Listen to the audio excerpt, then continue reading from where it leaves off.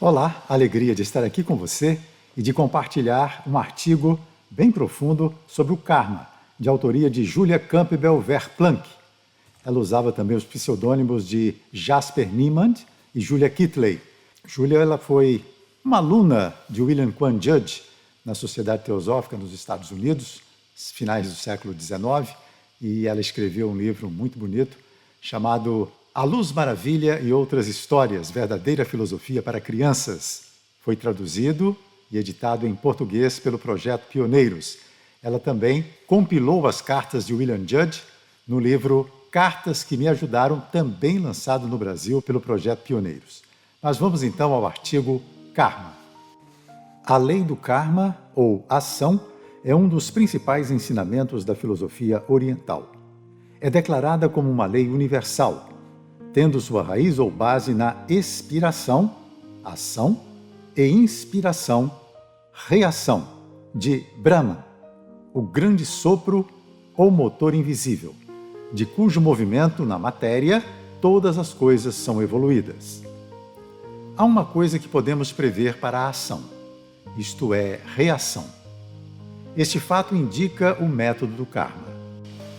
A lei kármica se manifesta em um ou em vários planos da vida e difere daquele plano em que atua.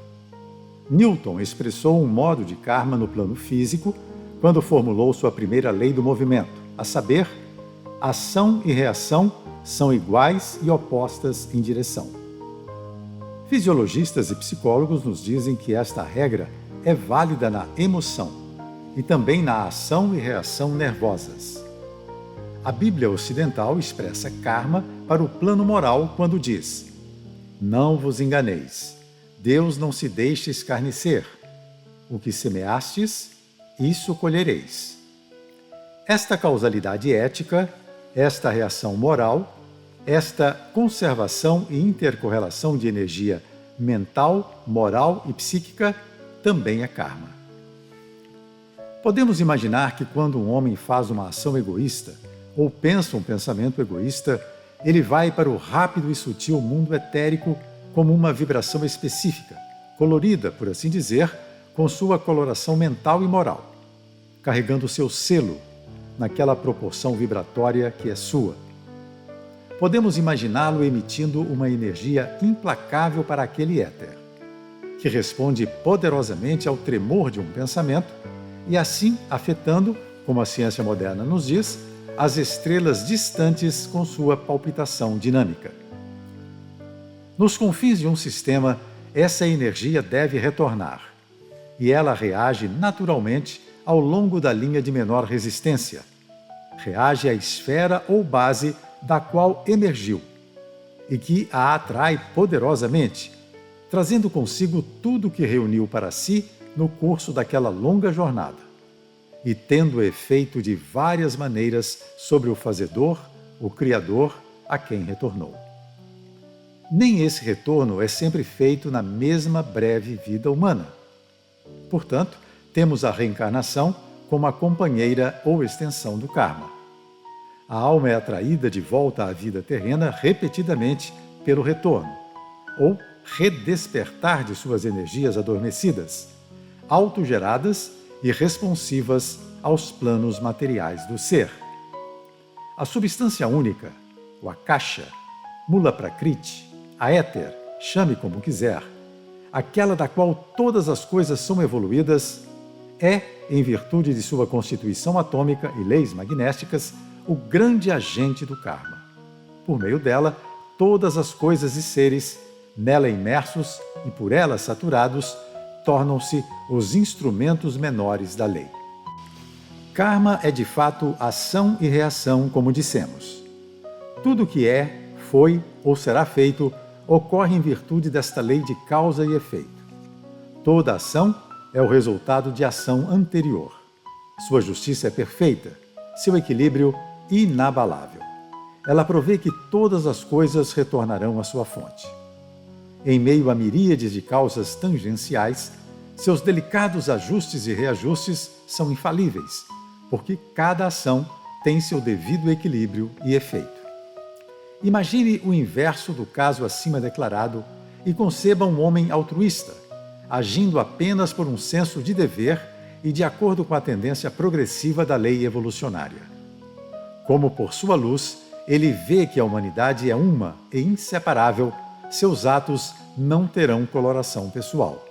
Eles não criam correntes ou discórdias específicas autocondensadas e contrárias no meio etéreo, mas passam para o oceano harmonioso da vida ao nosso redor em ondas tão universais quanto a sua. Não tendo nenhuma impressão pessoal, eles não têm motivo para retornar à esfera da pessoa, que então pulsa com a harmonia circundante e se amplia para o eterno. Algumas pessoas dizem que o karma é cruel, porque pune aqueles que fazem o mal sem conhecer esta lei kármica. Mas o karma não pune. Isso é discurso incorreto. Como a ação pode punir? A ação reage. Isso é tudo. Uma ação egoísta não pode reagir como uma boa, assim como uma semente de maçã não pode produzir uma figueira. Devemos esperar receber de volta nossa ação na mesma moeda. Quando a criança inconsciente coloca sua mão no fogo, não dizemos que o fogo é cruel porque queima a criança. Reconhecemos aqui a ação de uma lei do plano físico. Nós a respeitamos como tal. Mas o karma é igualmente uma lei de muitos planos e não pode ser subornado ou comprado mais do que o fogo pode ser dissuadido. O adulto queimado sofre mais do que a criança, pois sua imaginação entra na questão. Então, aquele que conscientemente faz uma ação egoísta, desafiando o karma, sofre em sua reação nos planos moral e mental, enquanto que aquele que fez o mal ignorando o karma provavelmente só tem que suportar as formas inferiores de reação. Toda ação é karma e causa novo karma. Atos de homens e de nações, condições sociais, limitações mentais, alegria, tristeza, vida, morte, saúde, doença, êxtase e dor, todos são efeitos de ações anteriores, sejam de indivíduos, de nações ou de raças. Nós carregamos nossa parte no karma nacional e sofremos como unidades daquela nação por atos não cometidos por nossos eus individuais. Mas o karma, nossas ações passadas, nos trouxeram àquele lugar e nação. E há tais consequências também. Enquanto no Devachan há compensação para o indivíduo por tais provações que ele não mereceu em sua capacidade individual única. Ouvimos falar em interferir com o karma. Mas isso é absurdo, impossível. Se a um é concedida penitência ou sofrimento, a outro pode ser dado o dever de aliviar esse sofrimento. Pode ser seu karma ser ameaçado por consequências terríveis, e o meu, o de evitar essas consequências. O sofrimento também é um meio de expansão e avanço da alma, de modo que possa ser um bom karma, enquanto um lugar, em meio à facilidade terrena e imunidade à tristeza, é frequentemente restritivo e desastroso para a alma. Mais desastrosa ainda é a repressão da simpatia e ajuda quando resfriada pelas faculdades de raciocínio, que nos proíbem de sofrer com tudo que vive. Não podemos nos desviar da lei kármica. Ela pode ser retardada, mas retorna com juros.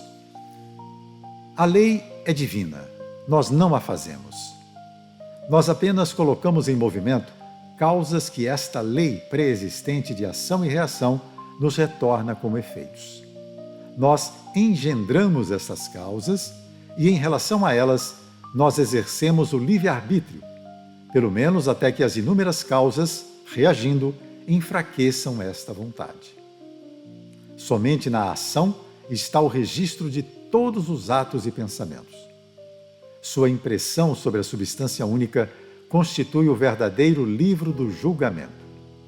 Assim, o karma é o único juiz legítimo. Somente ele pode punir e recompensar adequadamente, pois somente nele está o discernimento completo. Assim como o amor verdadeiro consiste na justiça perfeita, imparcial para todos igualmente, assim também esta lei é a do amor universal.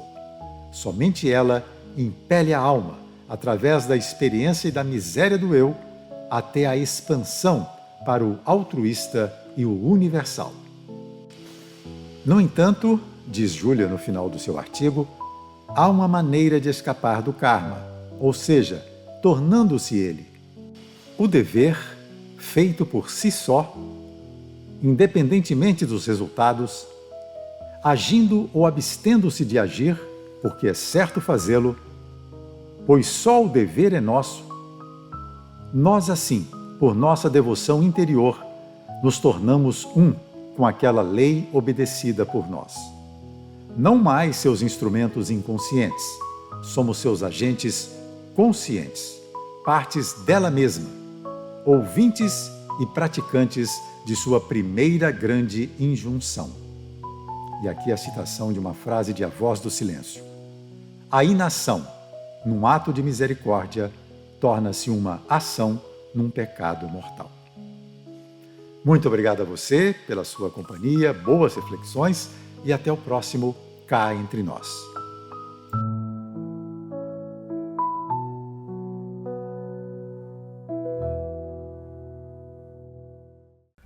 Porque na vida a gente quer se conhecer. Cá entre